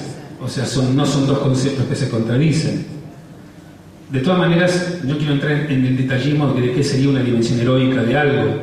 Obviamente, estos chicos no fueron por voluntad al sur, fueron llevados, pero sin embargo cumplieron con honor, en función de lo que tenían, el acto para el que fueron convocados. Esa actitud de honor, de con lo que podían y con lo que tenían enfrentar a lo que la patria, se supone, en aquel momento los convocaba a enfrentar, los convierte sin duda en héroes. Eran chicos y eran héroes. Hay algo que ellos hoy en día por momentos rechazan y muchos sectores de excombatientes rechazan, es esa cuestión de héroe. Ellos consideran que hicieron lo que tenían que hacer estando ahí sin haberlo deseado, pero que dieron su vida por la patria, que no les cabe esa cuestión de heroica. Por momentos, y quienes sufrieron maltratos y torturas en la guerra, se plantea otra cuestión, que si no fueron víctimas. Y ahí es donde entra otro punto más grande. Si son héroes o son víctimas. Y la víctima normalmente es llevada contra su propia decisión. Entonces es parte de lo que tiene que ver en Malvinas. Hoy y muchos de los torturados y los que la pasaron mal se sienten más víctimas que ellas. Por eso mismo hay encausadas varios centenares de demandas abiertas que originariamente comenzaron en Río Grande, Tierra del Fuego, por los maltratos que sufrieron de sus superiores en la Guerra de Malvinas, y que luego de haber pasado por la justicia en Comodoro Rivadavia y que ambos la declararan crímenes de lesa humanidad y que la Cámara de Casación declarara que no eran crímenes de lesa humanidad y que esas causas habían prescripto, hoy en día se espera la decisión de la Corte Suprema de Justicia para ver qué decide, si esos crímenes son de lesa humanidad o no, y en ese caso se pueda llevar adelante un juicio sobre esos temas. Para mí la cuestión es más planteada por el tema de las víctimas que por el tema del propio heroísmo, ¿no? Muchas gracias. ¿Preguntas? Fuerte. ¿Qué tal? Quiero hacerle tres preguntas muy breves a Hernán. La primera es si se sabe si el Estado Mayor Conjunto o alguien del gobierno consultó con la Nunciatura Apostólica la decisión de permitir el envío de los rabinos al sur. La segunda es si los rabinos ortodoxos no reconocían a los rabinos pastores como judíos y reconocían a los soldados judíos y no ortodoxos como judíos. Y la tercera, un tema que discutimos varias veces con vos, Hernán, es si hoy en día necesitamos un esquema con una dinámica de ampliar las capellanías religiosas en las Fuerzas Armadas o si ir hacia, por lo menos en mi opinión, un estado laico de separación religión-estado. En el tema de los rabinos ortodoxos y conservadores, no es que no los reconocían como judíos, los reconocen a todos como judíos y al día de hoy también los reconocen como judíos. Lo que no los reconocen es como rabinos. Y eso se dio y expresamente me lo han dicho en su momento. Y no solo eso, cuando uno consulta, por ejemplo, Mundo Israelita de la época, a su regreso a Buenos Aires, el rabino Efraín Dínez hablaba de los dos rabinos que cumplieron sus funciones en la Patagonia, él y Tzvi Grumblat. Nunca lo nombró a Baruch Plavnik, el caso de Dínez porque viajó con ellos, era la primera camada que viajaba. La primera pregunta que me has preguntado era sobre... ¿Se había consultado la Nunciatura Apostólica? No hay ningún... O sea, no consta ningún documento, absolutamente nada de eso. Quedan muy pocos documentos de la época y afortunadamente el coronel Solís guarda los telegramas que le envió el Estado Mayor Conjunto donde decían que viajaran. No hay más documentos que esos. Entonces no hay una cuestión... Y posiblemente si hubo una consulta fue telefónica, o sea, tampoco queda una documentación que hay y los jefes del Estado Mayor Conjunto están todos muertos.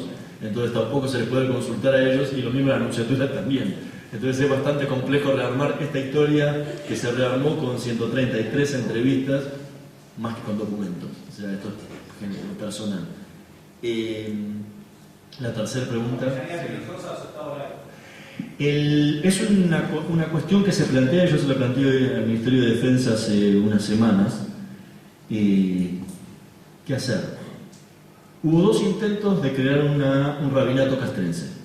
El primer intento lo llevó a cabo la DAIA en el año 1982, una vez que terminó la guerra. Fue una idea de quien había sido el operador político en ese momento de la DAIA, que era Bernardo Faín, y de Berta Segalis, que era una de las vocales de la DAIA en ese momento.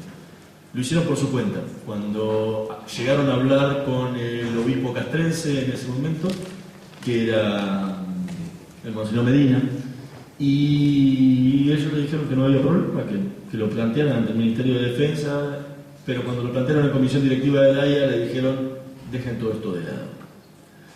Hay que entender la época, nadie quería quedar pegado a las Fuerzas Armadas del año 82, ni del 83, ni del 84, era un gobierno militar en retirada, entonces todo eso quedó en el olvido. Se retomó en el año 93 por una iniciativa del Seminario Rabínico Latinoamericano, una iniciativa del rabino Ángel Kreiman, que planteó la posibilidad de que se creara un rabinato castrense, ya era a nivel de cúpula grande. Llevaron adelante todas las negociaciones, avanzaron muchísimo, al punto de que se llegó a consultar a los 3 jefes de las fuerzas. No consta la respuesta de los jefes de la fuerza, constan todos los demás documentos.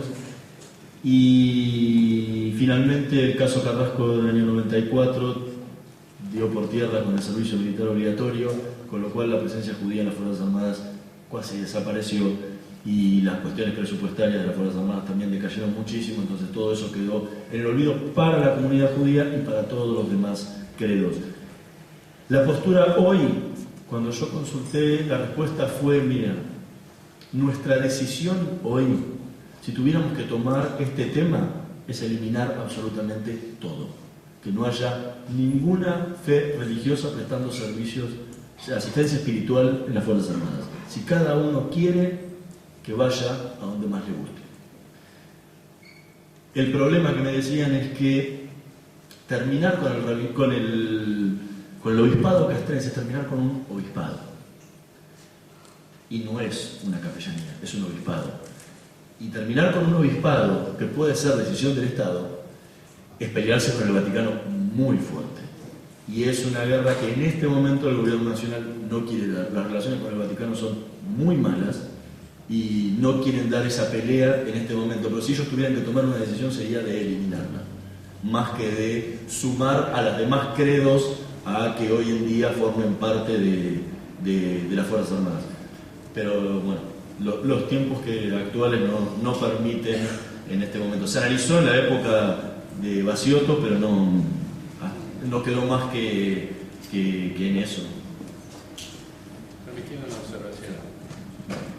Yo estoy convencido no de que hubo una consulta con la Nunciatura, sino que hubo una consulta con el obispado.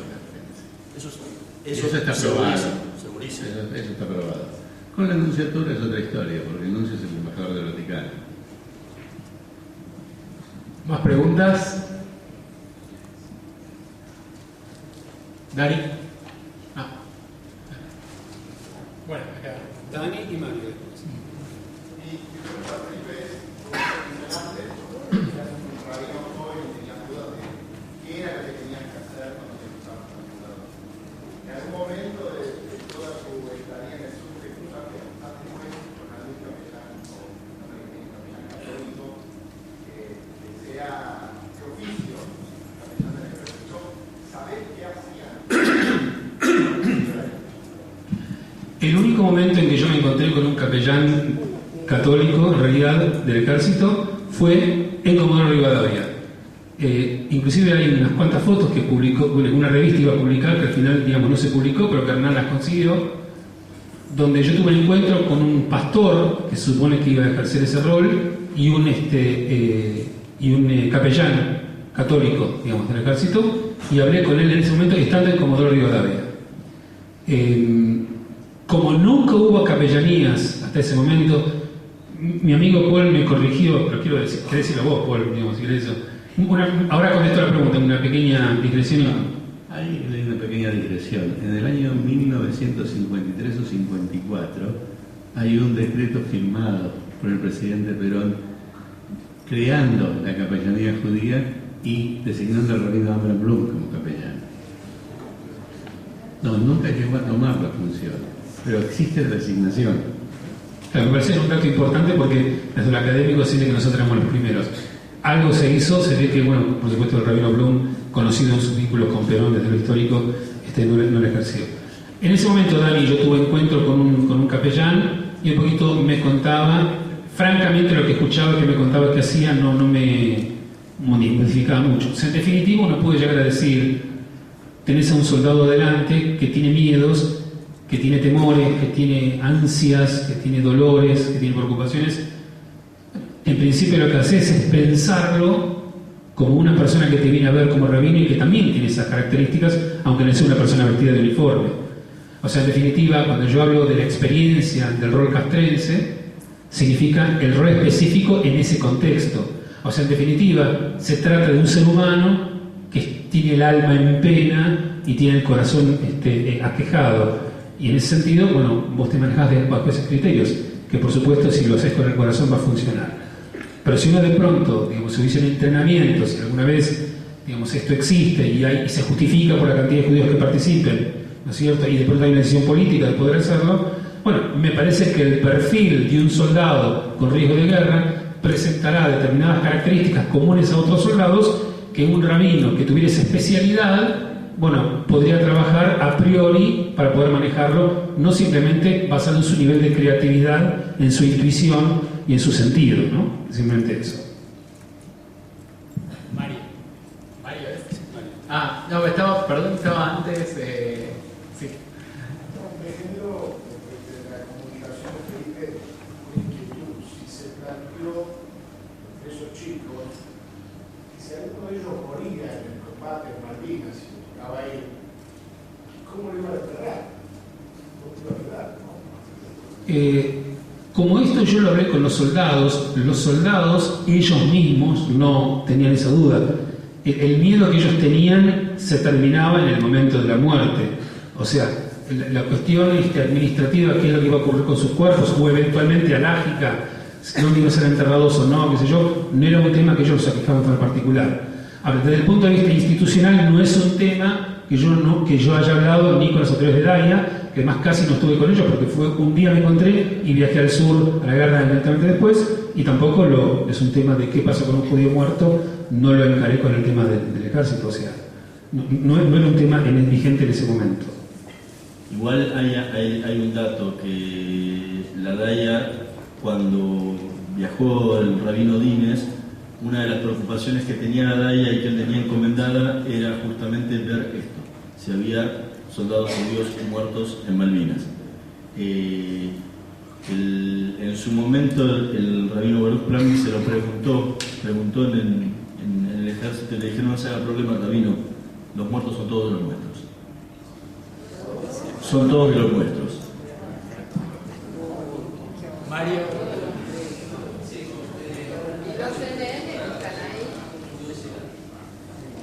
¿Se sabe si había soldados ingleses, judíos o algún rabino inglés que fue a la guerra? Estoy detrás de eso.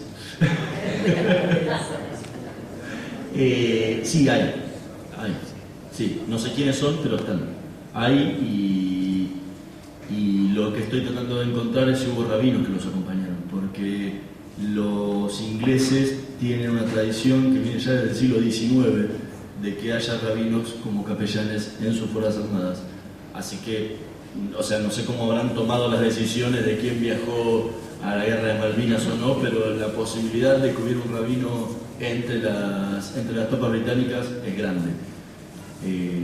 Estoy detrás de eso, así que seguro hay, porque me han confirmado que hay, pero no sé la cantidad, no sé ni los nombres, ni nada por el estilo.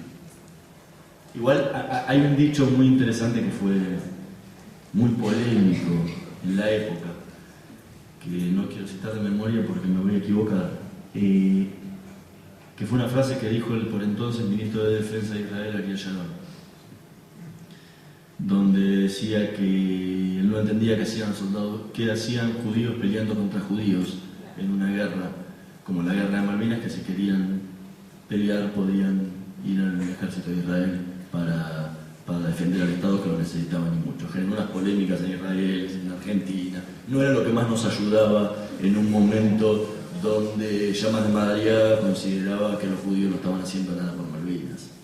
Pero bueno, ahí ya da una posibilidad, ya da por lo menos una información de la época donde se sabía que había soldados judíos en la guerra de Malvinas. Sí, una pequeña nota a pie de página, no se olviden de otra cosa. Desde la Primera Guerra Mundial no habían existido judíos peleando contra judíos. En la Primera Guerra Mundial hubo judíos tanto del lado alemán, de las potencias centrales, como del lado inglés y de las potencias que en definitiva triunfaron. En la Segunda Guerra Mundial, evidentemente, esto no fue posible. De cualquier manera, y les aclaro que las estadísticas son estadísticas bastante importantes. Se supone que para una comunidad alemana de aproximadamente 400.000 judíos en la época de la Primera Guerra Mundial, estuvieron bajo banderas 80.000. 80.000.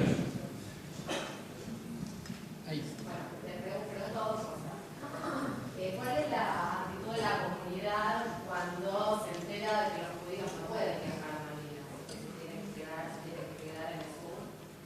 ¿Y qué va a hacer la comunidad una vez que termina la guerra? ¿A mí? No es que los judíos no pueden viajar a Malvinas, los que no pudieron viajar fueron los rabinos. No, pues, la comunidad no puede hacer nada. No nos olvidemos que era una dictadura militar, en un clima de guerra, donde las órdenes son órdenes, y si las Fuerzas Armadas por una cuestión estratégica deciden que no se puede cruzar, no se cruza. Uno no patalea como hoy en día. Era una cuestión en ese momento estratégica. Así que, y aparte nunca le dijeron al rabino que no podía cruzar. Al rabino Baruch Klapnik le dijeron que no podía cruzar un avión de la Fuerza Aérea, pero le asignaron el avión de la Cruz Roja Internacional, que debía cruzar a las Islas Malvinas, a llevar a los miembros suizos que estaban en la ciudad esperando poder cruzar, cosa que jamás pudieron hacer, porque por una cuestión estratégica Argentina decidió que ese avión no iba a cruzar. Y la cuestión estratégica que le decían a ellos era que la pista de Puerto Argentino había sido bombardeada el 1 de mayo y semidestruida. Muy inteligentemente las fuerzas argentinas camuflaron un poco más esa pista para mostrar que estaba totalmente destruida, cosa de que no la siguieran bombardeando. Y hubo puente aéreo desde el 1 de mayo al 14 de junio diariamente de aviones de transporte, los Hércules, llevando todo tipo de insumos, desde cartas hasta cañones, volando al ras del mar y desafiando todas las leyes de la guerra habidas y por haber, con un coraje pocas veces visto. El tema era que para que cruzara ese avión de la Cruz Roja había que conseguir un salvoconducto inglés. El salvoconducto inglés significaba que Argentina daba un avión que iba a ser asignado a la Cruz Roja con patente y todo para que se supiera cuál era, y los ingleses se comprometían a no bombardearlo. Obviamente que dentro de ese compromiso significaba que adentro de ese avión iba la Cruz Roja medicamentos y no armamento. Claro, el problema es que si se lograba eso, quería decir que la pista estaba operativa y se podía aterrizar, con lo cual al día siguiente que ese avión de la Cruz Roja volvía al continente empezaba el bombardeo. Entonces ninguno quiso delatar esa cuestión. Dicho por el comandante de la Fuerza Aérea Sur, el brigadier general Ernesto Kreb. Los de la Cruz Roja llegó un momento que se hartaron de esperar en Comodoro Rivadavia y tener excusas que no los dejaran cruzar, se tomaron un avión a Buenos Aires, otro a Montevideo y se subieron en un barco inglés que los depositó en las Islas Malvinas el 14 de junio de 1982, día en que terminó la guerra, de casualidad, pero llegaron y pudieron cumplir con parte de su misión, porque ya había terminado la guerra, de constatar todo. Claro, el rabino no podía hacer eso, el rabino no se podía subir al primer avión que pasaba, que ya aterrizaba en Comodoro Rivadavia, irse a Buenos Aires, de ahí cruzar a Montevideo y menos que subirse a un barco inglés e ir a las Malvinas. Ahí tenías que obedecer. Entonces la comunidad no podía hacer nada, porque aparte no le decían que el rabino no iba a ir. El rabino estaba esperando el avión de la Cruz Roja. Avión que, como el viejo recuerdo del avión de Perón que nunca llegaba, tampoco llegó en ese momento. ¿Y la segunda pregunta? ¿Qué pasa una vez que termina la guerra con la comunidad como comunidad? ¿Cómo reacciona? Es una dura realidad. La comunidad judía argentina actuó exactamente igual que actuó la sociedad argentina en general. Se olvidó de Malvinas. Lo interesante de todo esto es que hasta el 14 de junio la comunidad estaba mandando rabinos para asistir a los soldados judíos y el 15 se olvidó. Me cuentan un par de soldados que fueron a la AMIA a ver si los podían ayudar con alguna asistencia psicológica, le tomaron el teléfono y jamás lo llamaron. En estos 30 años, bueno, los primeros años tienen que ver un poco con Malvinas, después el olvido al que sometió la sociedad general acompañó a la diligencia. Y posiblemente los dirigentes que vinieron 20 años después no tenían ni la más mínima idea que había habido un soldado judío. Para darles un ejemplo muy puntual, muchos habrán visto el libro que editó la DAIA para el 75 aniversario de la institución, hace unos años. No figura el año 1982, no hay nada. No solo no hay nada, sino que no consta que la propia institución mandó 5 rabinos al sur en un hecho histórico en la Argentina. Ni de eso están enterados. Entonces, ¿qué se puede esperar en estos 30 años? No se podía esperar nada. Y recién ahora la comunidad judía argentina se ha despertado de este adormecimiento en el que estuvo los 30 años en lo que respecta a los soldados judíos, y han empezado a ver homenajes a ellos. El primero se realizó el 30 de marzo en la comunidad Betel, donde estuvieron 13 soldados judíos que fueron homenajeados en el Kabbalat Shabbat. Y les puedo decir que fue una de las cosas más emocionantes que he visto en mi vida. Y que muchas veces, yo investigué mucho la comunidad judía en la época de la dictadura militar, y con cada persona que hablo recuerda una prédica de Marshall, porque lo marcó, por lo que dijo, por lo que lo emocionó, por lo jugado. Yo creo que lo que pasó ese 30 de marzo, la gente que estuvo ahí lo va a recordar otros 30 años más, porque fue algo increíblemente emocionante, y de las casi 700 personas que había no dejó de llorar ni uno. El jueves, este jueves, y aprovecho a comentárselo a todos, la AMIA va a hacer un homenaje, el primer homenaje institucional a los veteranos de guerra judíos a las 6 de la tarde en el auditorio de la AMIA. Lo va a hacer la AMIA junto con FACMA, y es un evento que es muy, pero muy esperado por los soldados. Para junio se espera que haya otro homenaje que va a hacer la DAIA junto con el Ministerio de Defensa. Todavía no hay nada concreto, no hay nada que se pueda anunciar porque no hay fecha, pero lo concreto es el de la AMIA ahora. ¿Hacemos 2 más? Sí. Quería hacer una pregunta sobre el hecho que marca legalmente que Argentina no tenía derechos legales en la guerra, que no había sido abolido. Desde el año 34, 1800, cuando las fuerzas inglesas invaden las islas nuevamente y el gobierno establecido, británico establecido en las islas, fue sometido por las fuerzas inglesas, las respuestas de muchos años después a una acción de esa naturaleza le da marco legal a la respuesta que hizo Argentina, como otras guerras que han sucedido incluso en el Medio Oriente hoy, donde fuerzas coloniales tomaron la acción en un país y luego el país se levantó en vilo contra esas fuerzas coloniales muchísimos años después. Porque usted saca todo el marco legal de esta guerra que hemos realizado. Digo hemos porque hemos realizado como país. A eso le quería hacer una pregunta. Mire, la controversia en derecho siempre es posible, pero lo que yo tengo para decir es lo siguiente. Conforme con el artículo 51 de la Carta de las Naciones Unidas, para que una guerra sea legítima, se requiere que medie una reacción virtualmente inmediata en términos de defensa propia.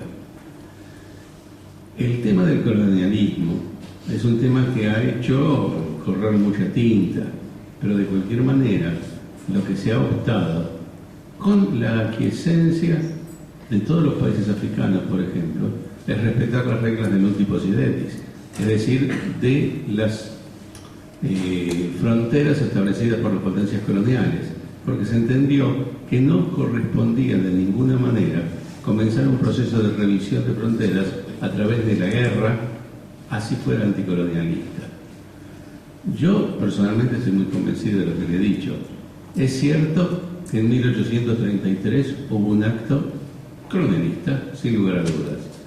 Es totalmente cierto también que ese acto subsiste hasta el día de hoy, pero también es no menos cierto que durante periodos sumamente prolongados la Argentina no reaccionó, y que una reacción en 1982 ante un hecho colonial en 1833 no llega a los estándares actuales del derecho internacional. La reitero, en derecho todo es opinable. Eso es lo que pienso yo. Hernán, ¿de dónde nace esa necesidad de investigar y hacer, o sea, que salga el libro?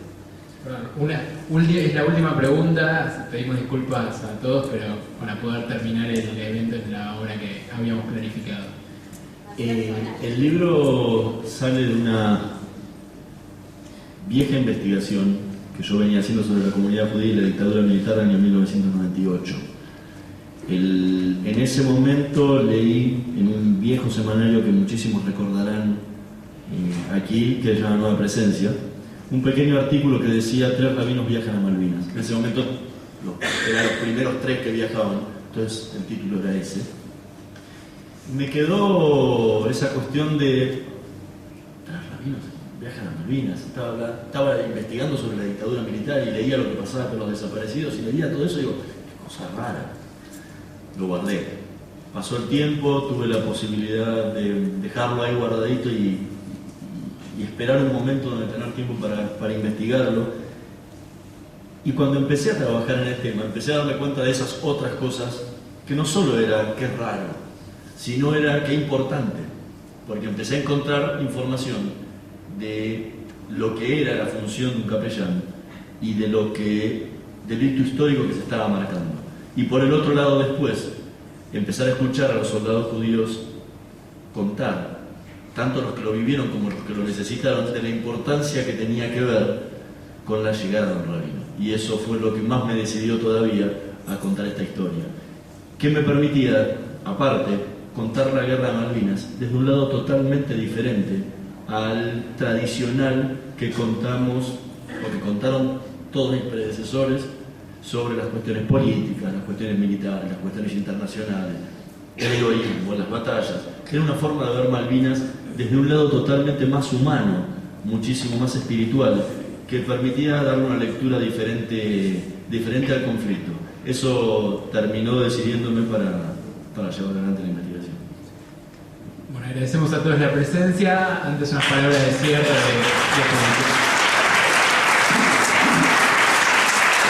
Bueno, quisiera agradecer profundamente la presencia de todos.